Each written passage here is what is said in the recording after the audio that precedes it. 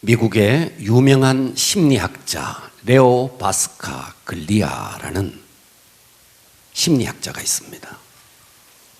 이 심리학자가 쓴 책에 이분의 어린 시절의 이야기를 이렇게 적었습니다. 어느 날 아버지가 퇴근을 해오더니 가족 회의를 하자. 그래서 가족이 다 모였답니다. 그 자리에서 아버지가 뭐라고 말하느냐 하면 내가 하던 사업 파산했다. 우리말로 하면 부도 났다. 풍지박살이 난 거예요. 사업이 풍지박살이 난 거예요. 그 아버지의 초췌한 얼굴, 그 낙심하는 심령,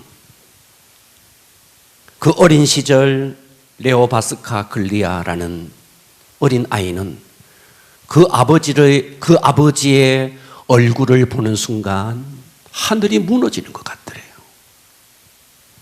그런데 그때 어머니가 장롱 속에 깊숙이 숨겨두었던 보석을 꺼내서 시장에 가서 그 보석을 팔았어. 가족을 위해서 파티를 열더래요. 일가 친척들이 다 어머니 정신 나간 거 아니야? 파산을 했는데 부도가 났는데 아니 파티를 열다니. 일가 친척들이 다 비난을 해요. 그런데 그 어머니는 이 레오 파스카 어린 아이에게 이렇게 이야기했대요. 다른 모든 사람들이 우리를 비난해도 우리는 지금 정말 위로가 필요할 때야. 다른 어떤 때보다가도 우리 가족이 위로가 필요하고 파티를 열어야 될 때야. 그래서 이 어머니는 남들이 비난해도 그날 정성스럽게 음식을 차리고 가족들에게 멋진 파티를 열었다는 거예요. 후일에 이 파스카 교수가 그의 책을 통해서 이렇게 이야기했습니다. 그날 밤이야말로 그 보석보다가도 소중한 가족이 얼마나 소중한지 그 어머니의 지혜가 우리 가족을 살렸다. 보석이 무엇이 중요하냐? 보석보다 더 중요한 것은 가족이었고 가족의 위로였다. 그날 나는 그 놀라운 위로를 경험하면서 새로운 미래를 향해서 나갈 수 있도록 도전할 수 있는 힘을 얻었다. 그의 책에서 그렇게 이야기했습니다. 저와 여러분이 하나님을 믿는 사람이라면 우리에게 여러 가지 어려운 일들 많습니다. 그러나 우리가 지나고 보면 모든 것이 감사할 일들이에요. 우리가 이걸 몰라서 그렇죠. 예. 그래서 여러분, 사람들은 이렇게 말을 해요. 천국이라는 것은 언젠가 우리가 죽어서 가는 곳이다, 이렇게 이야기해요. 물론 맞는 말이에요. 그러나 천국은 우리가 죽어서 가는 곳만이 아닙니다. 이 땅에서도 얼마든지 천국을 경험합니다. 이 땅에서도 얼마든지 이미 천국 속에 사는 사람이 있고 이미 지옥 속에 사는 사람도 있습니다. 여러분, 닭이 말이죠. 수탉이 있고 암탉이 있어요. 그 수탉과 암탉이 커서 결정되는 게 아닙니다. 병아리 때, 아니 계란 속에 있을 때 이미 수탉이냐 암탉이냐 이미 결정되어 있는 거예요. 그러니까 저와 여러분이 이 땅을 살면서 이 땅에서 이미 여러분이 천국의 사람이냐 지옥의 사람이냐, 물론 우리가 언젠가 죽어서 천국 가겠지만 이 땅에서도 천국 같은 삶을 사는 사람이 있고 지옥 같은 삶을 사는 사람이 있다는 것입니다. 제가 지금 여러분에게 환경을 말하는 게 아니에요. 형통한 환경을 말하는 게 아니에요. 환경은 여전히 어려울지라도 우리의 심령이 천국을 살 수 있다는 것입니다. 문제는 무엇이냐? 환경이 아니다. 문제는 무엇이냐? 우리의 심령이라는 것입니다. 그렇기 때문에 여러분이 지금 처해 있는 환경이 어떠하다 할지라도 우리의 심령에 천국이 회복되기를 축원합니다. 정치를 보세요. 소용돌이치고 있지 않습니까? 경제를 보세요. 요즘 말이죠, 민생 경제가 추락을 거듭하고 있습니다. 보니까 상가 임대 매물들이 얼마나 많이 나오는지 몰라요. 저 어느 공단에서는 말이죠, 소방차 사이렌 소리만 나면 가슴이 덜컥 내려앉는데요. 오늘 또 어떤 사장이 목맸나 보다, 오늘 또 어떤 사장이 목맸나 보다, 사이렌 소리만 나면 덜컹덜컹 한다는 거예요. 민생 경제가 추락을 거듭하고 있습니다. 그러니까 우리 모두가 이 힘든 시간을 살아갑니다. 저마다의 아픔이 있고 저마다의 고통이 있습니다. 나무를 보세요. 추운 겨울 나무는 그 추위를 이기기 위해서 견디며 진한 테를 만드니 바로 그것이 나무의 나이테입니다. 이 땅에 누가 있어 고통에서 자유합니까? 이 땅에 누가 있어서 상처에 있어서 자유할 수 있습니까? 제가 성경을 읽을 때마다 성경은 그냥 읽으면 안 된다. 성경은 그 성경이 쓰여지게 된 역사적인 배경을 잘 알고 읽을 때 그 한 구절 한 구절의 말씀이 우리에게 놀라운 울림으로 다가온다. 이 말씀을 누누이 드렸습니다. 자, 오늘의 본문은 빌립보서입니다. 자, 이 빌립보서는 우리가 흔히 이렇게 알고 있습니다. 옥중서신이다. 바울이 로마의 감옥에 갇혔을 때 이제 멀지 않아서 바울은 사형을 당해요. 여러분이 당하는 어떤 고통, 그런 수위가 아니라는 거예요. 실제로 바울은 이 빌립보서를 쓰고 얼마 지나지 않아서 바위 위에 목을 얹고 도끼로 목이 잘려서 그렇게 처참하게 참혹하게 참수당합니다. 그렇게 죽음의 그림자가 내 앞에 스멀스멀 다가오는 그와 같은 상황 속에 바울이 오늘 이 빌립보서를 쓰는 것입니다. 그러니까 우리가 지금 우리나라의 역대 대통령이 감옥에 갇혔다, 그러나 언젠가 그들은 다 풀려날 것이다, 이런 희망이라도 있죠. 바울은 그런 희망이 없어요. 멀지 않으면 지금 목이 잘려서 죽는 그와 같은 상황이에요. 그와 같은 상황 속에 바울이 이 빌립보서를 쓰고 있는 거예요. 그러면서 이 빌립보서를 어떻게 말하고 있느냐? 우리는 이 빌립보서를 기쁨의 서신이다. 정말 기뻐할 수 없는 참혹한 상황, 정말 참혹한 상황, 그 참혹한 상황 속에 사형을 기다리면서 바울은 홀로 감사의 파티를 열고 있는 것입니다. 할렐루야. 오늘 여러분의 고통과 상처가 어떠하든지 바울만 하겠습니까? 은혜 받기를 축복합니다. 그래서 저는 오늘 설교의 제목을 감사 파티를 열라, 따라서 합니다. 감사 파티를 열라. 과격하게 어떻게? 과격하게 하자고요. 감사 파티를 열라. 시작. 바울은 지금 감옥 속에, 차디찬 그 감옥 속에 혼자 감금되어서 그 누구와도 상관없이 홀로 감사의 파티가 아니고 파티를 열고 있습니다. 오늘 여러분 마음을 여시면 여러분의 심령에 놀라운 은혜가 임할 것입니다. 은혜 받기를 축복합니다. 우리가 감사 파티를 열어야 하는 이유가 있습니다. 첫째, 그 이유가 뭐냐? 나를 힘들게 하는 사람이 나의 면류관이라는 거예요. 사람들은 이렇게 생각해요. 말 잘 듣고 그야말로 모든 것을 잘 하는 사람이 나에게 복이라고 생각해요. 그런데 성경은 그렇게 말하지 않아요. 나를 힘들게 하는 사람이 축복이에요. 나를 힘들게 하는 사람이 면류관이에요. 그렇기 때문에 여러분의 남편이 속썩입니까? 나의 면류관이구나. 그 누가 나의 속을 썩입니까? 나의 면류관이구나. 이렇게 생각하라는 거예요. 성경이 지금 그걸 말하고 있는 거예요. 자, 빌립보서는요. 자, 먼저 빌립보 교회를 생각해 봅시다. 빌립보 교회는 바울이 2차 선교 여행 때 빌립보를 갑니다.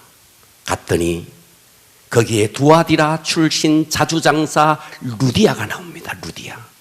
여성 사업가 루디아를 만나요. 이 루디아가 바울이 전하는 복음을 듣고 회심합니다. 돈이 있었어요. 그리고 바울이 시장에서 점을 쳐서 주인을 이롭게 하는 여종, 귀신 들린 여종이 있었는데 그 여종에게 들린 귀신을 쫓아줍니다. 그래서 바울이 고소를 당해요. 그래서 빌립보 감옥에 갇혀요. 빌립보 감옥에 갇혔는데 바울과 실라가 그 빌립보 감옥에서 하나님을 막 찬양합니다. 옥문이 막 열려버립니다. 지진이 일어나고 옥터가 막 흔들립니다. 간수가, 바울을 지키는 간수가 죄수들이 다 도망간 줄 알고 스스로 막 자기를 하려고 합니다. 그때 바울이 놀라운 말을 하죠. 주 예수를 믿으라. 그리하면 너와 내 집이 구원을 얻으리라. 할렐루야. 자결을 하려고 했던 그 간수가 바울이 전하는 복음을 듣고 예수를 믿기 시작하고, 이렇게 해서 세워진 교회가 빌립보 교회예요. 그러니까 빌립보 교회가 아주 잘 성장하고 있었습니다. 그런데 이 바울이 빌립보 교회를 떠나 있는 사이에 빌립보 교회 안에 계속해서 불협화음이 일어나고 있는 거예요. 그것도 초신자가 아니고 오래된 신자, 교회 안에서 중추적인 역할을 맡고 있었던 그런 사람들이 서로 간에 불협화음이 일어나서 뽁닥뽁닥 싸우고 있는 거예요. 이와 같은 상황 속에 바울이 빌립보 교회를 향해서 편지를 쓰는데 빌립보서 4장 2절을 한번 보겠습니다. 내가 유오디아를 권하고 순두개를 권하노니. 자, 여기에 나오는 유오디아와 순두개는 빌립보 교회의 아주 중추적인 역할을 맡고 있었던 중직자였습니다. 이 중직자인 이 사람들이 서로 막 싸우고 있는 거예요. 그래서 바울이 편지를 쓰면서 유오디아, 순두개, 내가 너에게 권한다. 주 안에서 같은 마음, 예수의 마음을 가져라. 너의 마음이 아니고 예수의 마음을 가져라. 초창기 바울이 빌립보 교회를 개척했을 때에 그토록 헌신했던 일꾼들, 그냥 처음 교회에 들어온 초신자도 아닌 교회에서 중추적인 역할을 맡고 있었던 이 두 지도자가, 그 중책을 맡은 이 두 사람이 갈등을 하고 있는 것입니다. 그런데 바울이 지금 그들을 향해 부를 때 1절을 보십시오. 이렇게 부르고 있는 거예요. 그러므로 나의 사랑하고 사모하는 형제들, 나의 기쁨이요 면류관인 사랑하는 자들아. 할렐루야.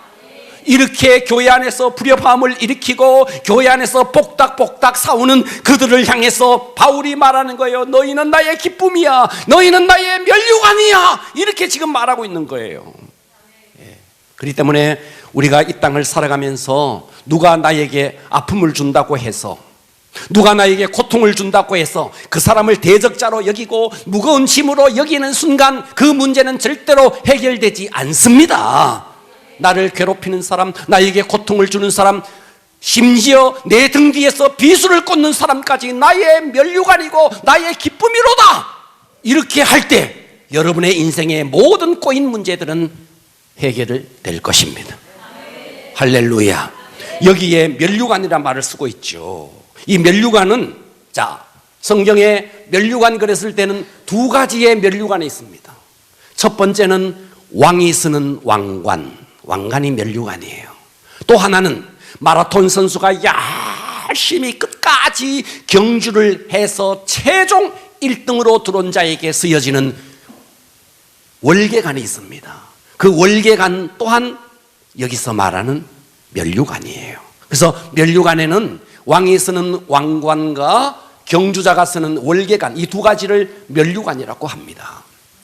그런데 오늘 본문에 쓰여진 면류관은 왕관이 아니고 월계관을 말합니다. 이 때문에 우리가 신앙생활 하면서 여러 가지 삶의 갈등과 힘들고 어려운 문제들이 있지만 그 문제를 이겨내고 끝까지 신앙의 경주를 놓치지 않고 주님 앞에 섰을 때 하나님께서 우리에게 씌워주는 면류관이 있으니 바로 마지막 최종 승리자에게 주는 월계관 같은 면류관, 그 면류관이에요. 할렐루야.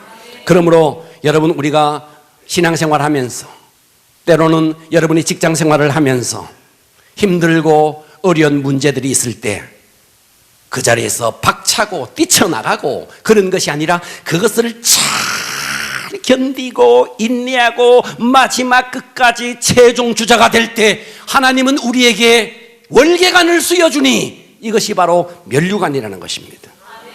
할렐루야. 그래서 힘들게 하는 사람, 고통을 주는 사람, 우리는 성경의 표현대로 말하면 그가 우리의 상급이라는 거예요. 그러니까 누가 고통 주는 사람이 있습니까? 속으로 말해야 됩니다. 아싸, 상이로다. 따라서 합니다. 아싸, 그게 아싸, 상이로다. 예, 예. 남편이 막 속썩입니까?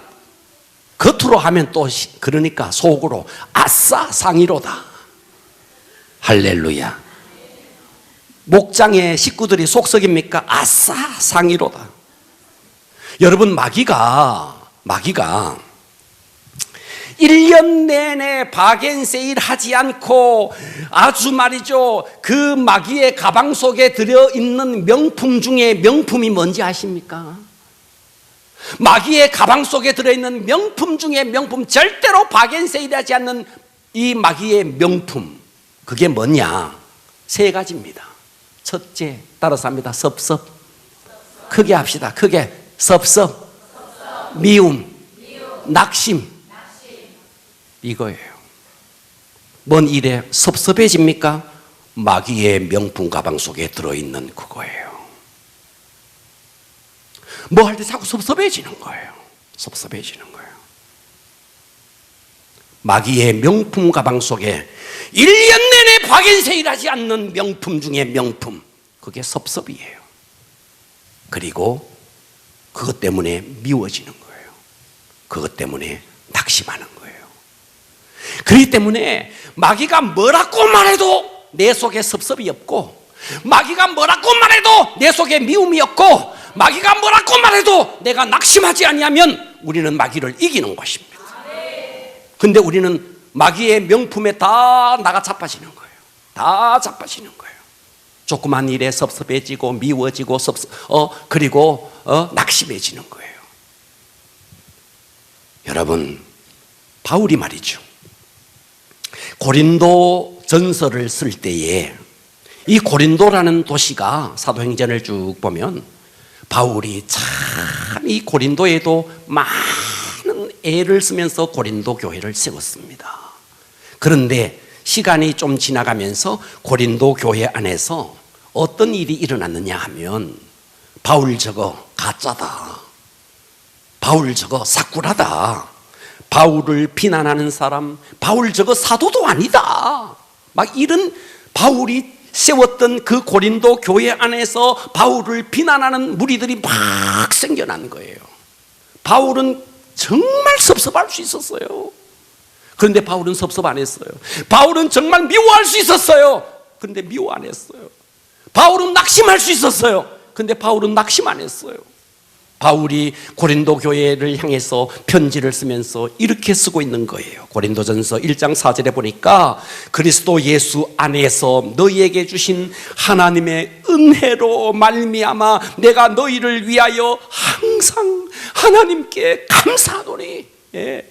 미워할 수밖에 없고 섭섭해할 수밖에 없고 낙심할 수밖에 없는 그와 같은 상황 속에서 바울은 그들을 향해서 붓을 들고 편지를 쓰면서 하나님 앞에 감사한다는 거예요.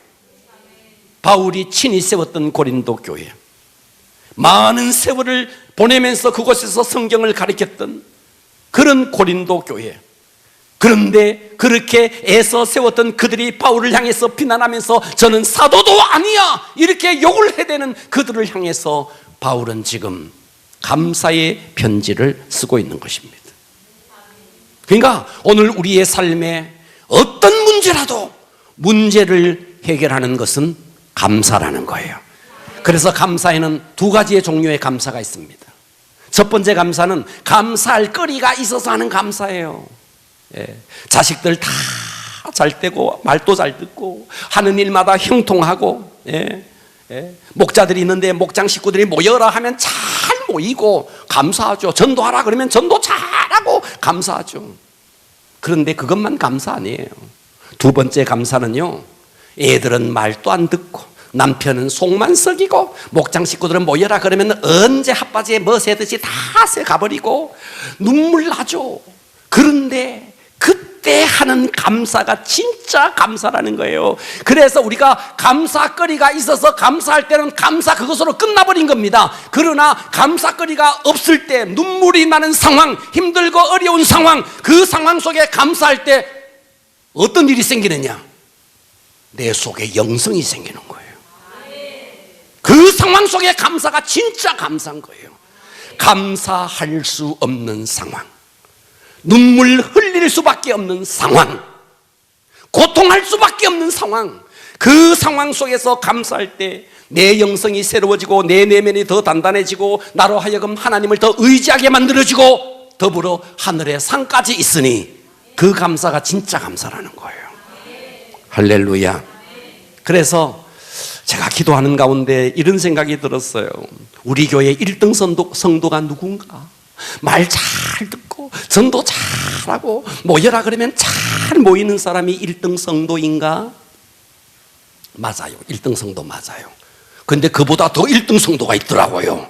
말 안 듣고 모여라 그래도 안 모이고 애 먹이고 속 썩이고. 그래서 저는 하나님 앞에 나가서 무릎 꿇고 기도하고 하나님 앞에 기도하니까 내 영성이 사아지고 내 내면이 더 단단해지고 하나님을 더 의지하게 되고 하늘의 상을 쌓게 되고. 할렐루야. 그럼 그 사람이 1등 성도네. 그렇더라는 거예요. 신약을 대표하는 감사의 사람이 바울이라면 구약을 대표하는 감사의 사람은 다윗입니다. 사울 왕이 다윗을 죽이려고 합니다. 3,000명의 군사를 풀어서 다윗을 잡으려고 합니다. 그래서 다윗이 제사장들에게 가서 위탁을 합니다. 제사장들이 다윗을 도와줘요. 그랬더니 사울이 제사장들을 다 죽여버립니다. 어떻게 다윗을, 내가 죽이려고 하는 다윗을 도와줄 수 있느냐? 다윗을 다 죽여버립니다. 가족들도 다윗을 도와줄 수 없습니다. 그래서 다윗은 어쩔 수 없이 망명합니다. 블레셋이라는 나라로 망명합니다. 블레셋에 갔더니 와, 저 다윗, 골리앗을 죽인 다윗 다 알아봅니다. 그래서 블레셋에조차 이 다윗을 죽이려고 합니다. 그래서 다윗은 어쩔 수 없이 거기서 정신병자처럼 미친 척합니다. 침을 질질 흘리면서 벽을 벅벅 긁어대면서 미친 척을 했더니 저거 다윗 저거 미쳤구나 하면서 다윗을 쫓아냅니다. 그래서 다윗이 겨우 살아나요. 살아나서 유대 광야를 방황합니다. 그 유대 광야를 방황하니 뜨거운 태양빛에 메마른 모래바람, 사람 하나 살지 않는 곳에 다윗은 하염없이 걷다가 동굴 하나를 만나요.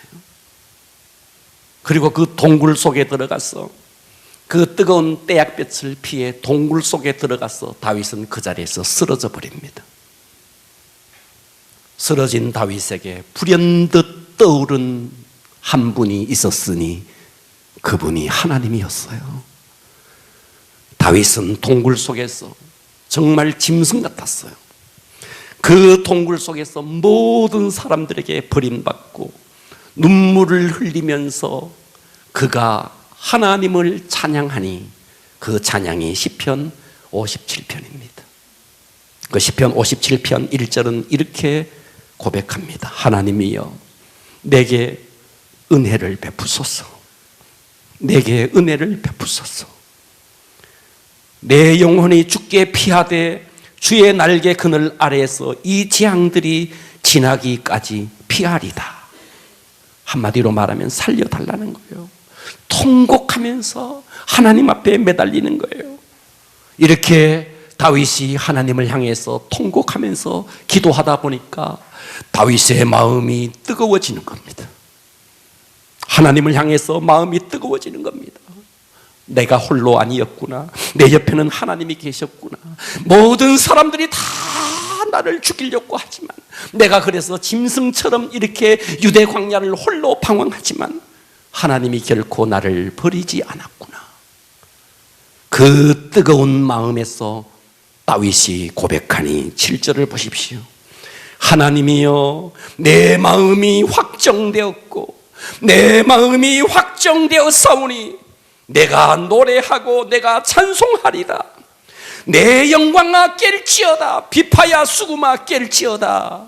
내가 새벽을 깨우리로다. 주여, 내가 만민 중에 주께 감사하오며. 그 짐승 같은 상황 속에서 다윗은 지금 하나님 앞에 감사를 올려드리고 있는 겁니다. 문나라 중에서 주를 찬송하리다. 무릇 주의 인자는 커서 하늘에 미치고 주의 진리는 궁창에 이르나이다. 밤새 울부짖던 다윗의 기도가 새벽에 이르러서 하나님을 향해서 감사의 찬송으로 바뀌어진 것입니다. 통곡하며 울부짖던 다윗, 두렵기도 하고 홀로라는 생각에 외롭기도 했지만 성령께서 그 고통하는 다윗의 마음을 만져주니 다윗의 눈이 열렸어요. 믿음의 눈이 열렸어요. 만유의 주제이신 하나님, 하나님은 이 천지 만물을 통치하고 계시니 그 하나님 앞에 내 마음이 확정되었고 내 마음이 확정되었사오니 내가 그 주님을 찬송합니다. 이렇게 고백하고 있는 거예요. 할렐루야. 그런데 그런 다윗에게 사람들이 몰려와요. 사무엘상에 보면 빚진 자, 누명 덮어쓴 자, 억울한 자, 원통한 자, 세상에서 빚지고 카드 빚지고 억울하고 누명 덮어쓰고 이런 자들, 환난당한 이런 자들이 다윗에게 몰려옵니다. 그들을 통해서 다윗 왕국이 세워져요. 쓰레기 같은 인간들이 몰려왔는데 그들이 다 보석이 된 거예요. 놀라운 일이 벌어진 것입니다. 여러분, 후일에 다윗이 이제 왕이 되고 이제 시간이 많이 지나고 다윗의 아들 가운데 압살롬이라는 아들이 있는데 그 아들이 반역을 합니다. 아버지를 반역합니다. 그래서 아버지를 궁궐에서 쫓아내버립니다. 그래서 다윗은 말이죠, 신발도 신지 못하고 다시 광야로 쫓겨갑니다. 그때 그 왕궁에서 잘 나가는 사람들, 지식 있는 사람들, 똑똑한 사람들, 엘리트 중에 엘리트들은요 다 압살롬에게 붙어버립니다. 바람을 일으키는 압살롬에게 다 붙어버립니다. 그래서 압살롬의 반역이 막 성공하는 듯 보였습니다. 그런데 그 옛날 아둘람 굴에서 환난당하고 빚지고 억울하고 누명 덮어쓴 자, 그들이 다윗에게 왔는데 그들은 다윗을 버리지 않았어요. 끝까지 다윗과 함께 했어요. 환난당한 다윗과 함께 했어요. 죽을 각오를 하면서 그 위기 속에서 다윗 왕조를 새롭게 세우니 아둘람 굴의 그들이었습니다. 그들이 또다시 다윗을 도와주면서 다윗을 세웁니다. 여러분, 기독교 역사상에 다윗만 이런 환난 속에서 일어났겠습니까? 다윗과 같은 많은 사람들이 환난과 어려움 속에서도 그들은 감사했고 하나님 앞에 찬양하면서 당당하게 일어났습니다. 할렐루야. 그러므로 우리는 내 삶에 고통을 주는 사람이 있습니까? 아싸, 상이로다 하면서 우리는 감사의 파티를 열어야 한다는 거예요. 할렐루야. 두 번째, 우리가 감사의 파티를 열어야 하는 이유가 내가 주 안에 있기 때문입니다. 오늘 본문 4절을 볼까요? 주 안에서 항상 기뻐하래요. 여기서 주 안에서 항상 기뻐하라, 이것도 부족해서 내가 다시 말라노니 기뻐하라. 여러분, 여기서 주 안에 있다는 말은 내가 예수를 믿어서 하나님의 사람이 되었다는 거예요.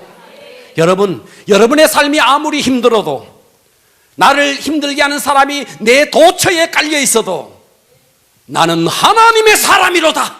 내가 예수를 믿어서 하나님의 사람이 되었다. 여러분, 이것보다 더 큰 기적은 없는 거예요.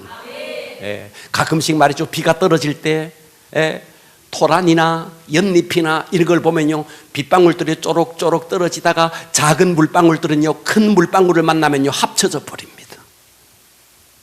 그래요, 안 그래요? 작은 물방울은 큰 물방울에 합쳐져 버립니다. 여러분, 내 삶에 여러 가지 문제가 있을 수 있어요. 어려움과 힘든 문제가 있을 수 있어요.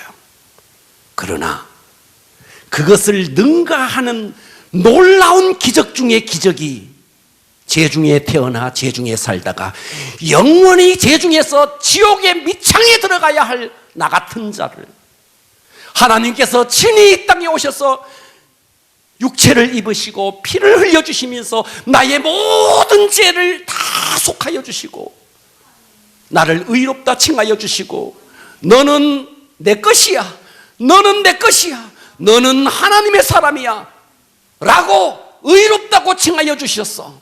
저와 여러분이 하나님의 자녀가 되었고 천국 백성이 되었다. 이 세상에서 이것보다도 더 위대한 기적은 없는 겁니다.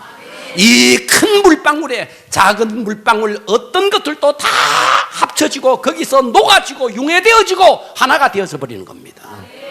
그런데 우리는 조그마한 슬픔에 이렇게 저렇게 슬퍼하는 것입니다. 오늘 이 본문에 바울이, 본문으로 다시 돌아갔어. 이 바울이 원래는요, 권력이 있었던 자였어요. 학벌, 우리가 상상할 수 없는 학벌, 우리가 상상할 수 없는 가문, 우리가 상상할 수 없는 지식, 우리가 상상할 수 없는 권력. 바울은요, 이 모든 걸 다 가지고 있었어요. 그리고 당시의 문화와 종교적인 분위기는요, 예수를 믿는 사람들을 핍박하고 박해를 해야 더 성공 가도를 달릴 수가 있었어요. 그래서 바울은 시퍼렇게 20명의 칼을 갈면서 예수 믿는 사람을 죽이기 위해서 다메섹으로 가고 있었던 것입니다. 그러나 바울은 성공했고 권력도 있었고 학벌도 좋았고 가문도 좋았고 다 가졌지만 중요한 것은 바울은 행복하지 않았다는 거예요. 행복이 없었어요. 이 바울의 혈관 속에서는 예수를 믿는 사람을 죽여야 한다는 뜨거운 살인의 피가 흐르고 있었습니다. 행복하지 않았습니다. 그랬던 바울이 다메섹 도상에서 예수를 만납니다. 할렐루야. 그 예수를 만나고 지금까지 그토록 성공을 위해서 달려가던 그의 모든 성공, 부귀, 영화, 권력, 이 모든 것을 쓰레기처럼 배설물처럼 다 버려버립니다. 그때 찾아왔던 바울의 심령 속에 놀랍게 찾아왔던 바울 속에 기쁨과 감사, 그것은 예수를 아는 지식이 너무나 고상했기 때문에 세상의 그 어떤 것으로도 그것을 뛰어넘을 수가 없었기 때문에 배설물처럼 쓰레기처럼 버렸던 것입니다. 사랑하는 여러분, 여러분의 삶을 돌아보십시오. 하나님께서는 여러분에게 너무나 많은 것들을 주셨어요. 너무나 귀한 자녀들을 주셨죠. 일할 수 있는 직장 주셨죠. 여러분이 잠을 잘 수 있는 삶에 보금자리 주셨죠. 여러분, 이런 감사는요, 불신자들도 할 수 있는 감사예요. 불신자들도 형통하면 다 감사해요. 그러나 우리의 감사는 이런 감사를 뛰어넘어야 한다는 거예요. 그 모든 것을 뛰어넘을 수 있는 감사가 바로 나 같은 죄인, 죄가 아니고는 설명이 되지 않는 나 같은 죄인을 하나님께서 독생자 예수 그리스도를 보내주셔서 나를 하나님의 자녀로 삼아주시고, 그리고 언젠가 우리는 천국에 가서 황홀한 행복을 누릴 수 있도록 모든 것을 마련해 주신, 내가 예수 그리스도를 통해서 하나님의 자녀가 되었다는 것, 내가 예수 안에 있다는 것. 할렐루야. 예. 그렇기 때문에 아무리 낙심되는 상황이라 할지라도, 아무리 눈물을 흘릴 수밖에 없는 상황이라 할지라도 우리는 우리를 벌떡 일으켜 세우는 가장 기적 중의 기적이 내가 하나님의 사람, 내가 예수 안에 있다는 것입니다. 여러분, 그 증거가 뭔지 아세요? 여러분, 이 세상에 많고 많은 나라 중에 여러분이 대한민국에 태어났다. 여러분이 어떻게 하다가 북한에 태어났으면 어찌할 뻔했어요? 여러분이 어떻게 잘못 태어나서 저 이슬람권에서 태어났더라면 어찌할 뻔했어요? 그런데 우리가 마음껏 하나님을 찬양할 수 있고 하나님 앞에 감사할 수 있는 기적 중에 기적, 신앙의 자유를 주신 대한민국에 태어난 것이 얼마나 감사한 거예요. 그것 하나만 보더라도 여러분은 하나님의 사랑을 받고 있는 것이 너무나 분명한 것입니다. 여러분이 몰라서 그렇죠. 대한민국 좋은 나라고 신앙의 자유가 보장된 나라고 마음껏 하나님을 찬양할 수 있는 나라, 너무 좋은 나라예요. 우리는 너무 좋은 것을 누리면서도 좋은 것을 좋은 것으로 알지 못하는 거예요. 여러분, 북에 가서 한 번만 살아보세요. 북한이 어떤 곳인가 한 번만 살아보세요. 대한민국이 얼마나 좋은 곳인가를 알게 될 것입니다. 탈북자들이 와서 하는 소리가 뭐예요? 음식 쓰레기를 보면서 어떻게 이런 일이 일어날 수 있느냐는 거예요. 어떻게 이런 일이. 그러나 우리는 음식 쓰레기를 마음껏 버리는 거예요.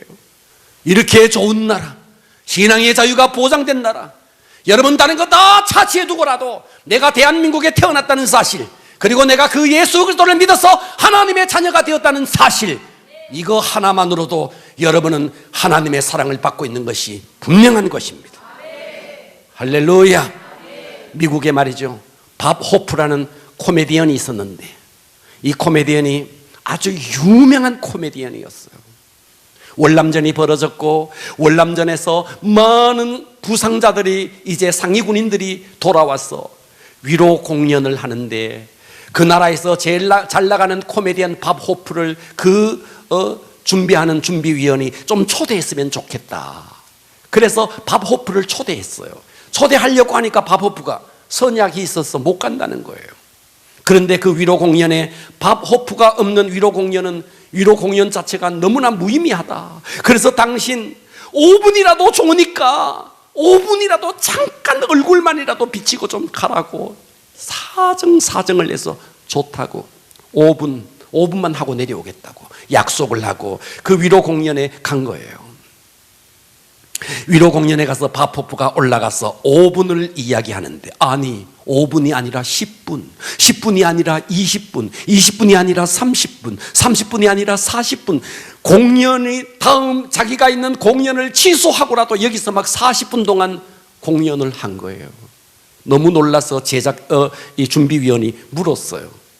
당신 우리랑 5분 하기로 했지 않느냐고. 그런데 어떻게 40분이나 했느냐고 물어보니까 바로 저 사람 때문이라는 거예요.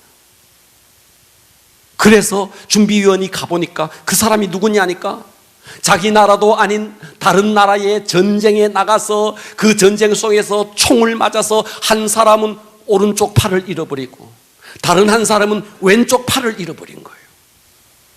그래서 오른쪽 팔을 잃어버린 사람은 왼쪽 팔로, 왼쪽 팔을 잃어버린 사람은 오른쪽 팔로, 두 사람이 막 박수를 치는 거예요. 밥 호프가 앞에서 공연을 하니까 자기 혼자서, 우리 다 박수 한번 쳐봅시다. 우리는 봐라, 이렇게 박수 치잖아. 혼자서 박수를 칠 손이 없으니까 두 사람이 막 박수 치는데 밥 호프가 뭔 이야기하니까 막 박수 치니까 자기 나라도 아닌 남의 나라, 그 나라의 전쟁에 참석해서 몸을 아주 상한 이 상위 군인들이 그 상황 속에서도 절망하지 않고 낙심하지 않고 서로 막 박수를 치면서 감사하는, 기뻐하는 그 광경을 보면서 밥 호프가 눈물을 흘리면서 저 사람들이 나에게 참된 기쁨을 가르쳐 주었다고 그렇게 이야기했어요. 할렐루야. 여러분의 슬픔이 무엇입니까? 여러분의 고통이 무엇입니까? 팔이 없습니까? 바울처럼 감옥에 갇혀서 목이 잘릴 수 있는 그런 상황입니까? 성경은 뭐라고 합니까? 예수님이 2000년 전에 이 땅에 오실 때에 천사들을 통해서 예수 그리스도의 이 땅에 태어날 것을 예고할 때에 누가복음 2장 14절에 보면 이렇게 말하는 거예요. 지극히 높은 곳에는 하나님께 영광이요, 땅에서는 하나님이 기뻐하신 사람들 중에 평화로다. 땅에서는 모든 사람들에게 평화로다가 아니고 하나님이 기뻐하신 사람들 중에 평화로다. 조건이 있는 거예요. 여러분, 이 땅에는요, 주님이 다시 오실 때까지 전쟁도 불의도 갈등도 분열도 계속될 것입니다. 여러분의 상황은 녹록지 않고 경제도 민생고도 정치도 소용돌이치고 여러 가지 힘든 문제는 우리 앞에 펼쳐져 있을 수 있습니다. 그러나 성경은 말합니다. 땅에서는 하나님의 기뻐하심을 입은 자들 중에 평화로다. 모든 자에게 평화가 아니라는 거예요. 예수 그리스도 안에 있는 자에게 평화로다. 할렐루야. 그렇기 때문에 내가 예수를 제대로 만났다, 이 한 가지 사건만으로도 우리는 어떤 절망 속에서, 어떤 막혀있는 환경 속에서도 우리를 벌떡 일으킬 수 있는 원천이 되어야 하는 것입니다. 천상천하의 가장 소중한 사건, 내가 예수를 믿어서 하나님의 자녀가 되었다는 것. 그래서 5절은 이렇게 말해요. 빌립보서 4장 5절은 너의 관용을 모든 사람에게 알게 하라. 이 말이 무슨 말이에요? 십자가입니다. 십자가. 너가 십자가를 통해서 나의 관용을 입었지 않느냐? 너가 십자가를 통해서 너의 모든 죄가 사함을 받지 않았느냐? 그렇기 때문에 너도 가서 관용을 베푸는 자가 되어라는 거예요. 성경은 뭐라고 그랬어요? 우리가 우리에게 죄진 자를 사하여 준 것 같이 우리의 죄를 사하여 주시옵소서. 주님이 우리를 관용한 것처럼 우리도 관용하라는 것입니다. 나와 가까운 사람만이 아니라, 나와 어울리기 좋은 사람만이 아니라, 나에게 상처를 입히고 비수를 꼽은 사람까지 주님의 사랑으로 관용하는 자가 되어야 합니다. 왜냐하면 주께서 가까우니까. 주님이 오시면 물을 겁니다. 내가 너를 용서해 준 것 같이 너는 용서했니? 내가 너의 모든 죄를 용서해 준 것 같이 너도 용서를 하면서 살아왔니? 주께서 물으실 것입니다. 2019년 추수감사절을 맞이해서 우리 내면 속에 기쁨이 회복되기를 바랍니다. 여러분의 입술에 감사가 회복되기를 바랍니다. 여러분의 얼굴에 미소가 회복되기를 바랍니다. 나를 힘들게 하는 사람이 아싸 나의 면류관이구나. 나에게 고통을 주는 사람이 아싸 나에게 상의로구나. 저 사람이 나의 상의요 나의 면류관이구나. 그리고 나 같은 자 영원히 지옥에 들어가야 할 나를 사랑하고 있다는 것. 저 북한 땅도 아니고 이슬람권도 아니고 신앙의 자유가 보장된 대한민국에 태어난 것. 우리 모두 감사하는 자가 되기를 주님의 이름으로 축원합니다. 기도하겠습니다.